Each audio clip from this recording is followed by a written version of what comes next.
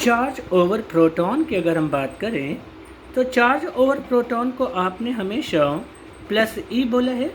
Plus E means plus 1.6 into 10⁻⁻19 coulomb, जबकि charge over electron हमेशा हमें मालूम है ये क्या होगा, ई होगा लेकिन नेगेटिव का ई, जिसका मतलब है -1.6 इंटू 10⁻⁻19 कूलम। और आपको बहुत अच्छे से मालूम है कि चार्ज ओवर न्यूट्रॉन, जैसे कि मैं आपसे कई दफ़ा बोला हूँ कि ये ज़ीरो होता है और ये कैसा पार्टिकल, तो आपने कहा ये न्यूट्रल पार्टिकल होता है। इसके साथ साथ आपको ये भी बहुत अच्छे से मालूम है हर एक पार्टिकल के अपने मास होते हैं। जैसा कि आपको मालूम है मास ऑफ प्रोटॉन, प्रोटॉन का अपना मास है और इस प्रोटॉन के मास को हमने हमेशा mp लिखा है और ये लिखा जाता है 1.6735 इंटू 10⁻⁻27 किलोग्राम।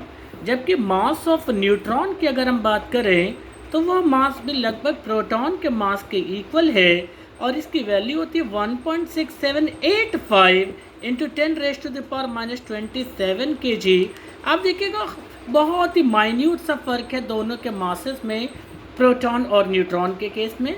यही वजह रहता है कि हम प्रोटॉन और न्यूट्रॉन के मास को नियरली सेम मानते हैं, लगभग इक्वल मानते हैं और बोलते हैं कि जो न्यूट्रॉन का मास है वही प्रोटॉन का मास है।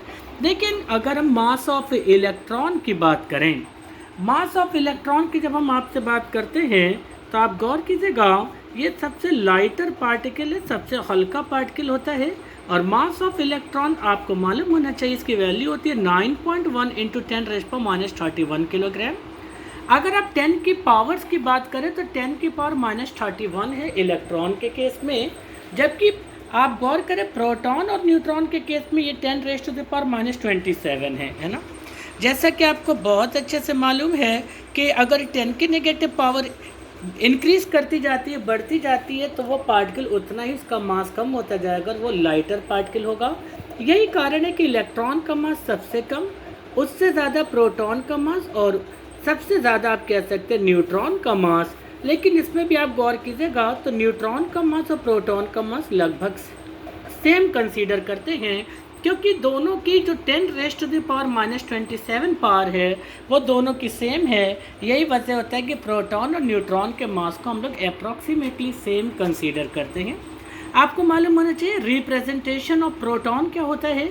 तो प्रोटॉन का रिप्रेजेंटेशन हमने हमेशा आपसे बोला और आपने 10th क्लास में ही पढ़ा होगा कि रिप्रेजेंटेशन ऑफ प्रोटॉन या तो 1h1 बोलते हैं, या फिर हमने इसको H प्लस आयन भी बोला है, और या फिर हमने इसको सिंपली P से भी रिप्रेजेंट किया। तो तीनों ही प्रोटॉन को रिप्रेजेंट करते हैं। ठीक उसी प्रकार से रिप्रेजेंटेशन ऑफ इलेक्ट्रॉन की अगर हम बात करें तो इसको हमने हमेशा E- से रिप्रेजेंट किया, या समटाइम्स बीटा पार्टिकल के तौर पर -1 बीटा 0 भी बोला। इसको हम बीटा पार्टिकल कहते हैं, electron also called as beta particle.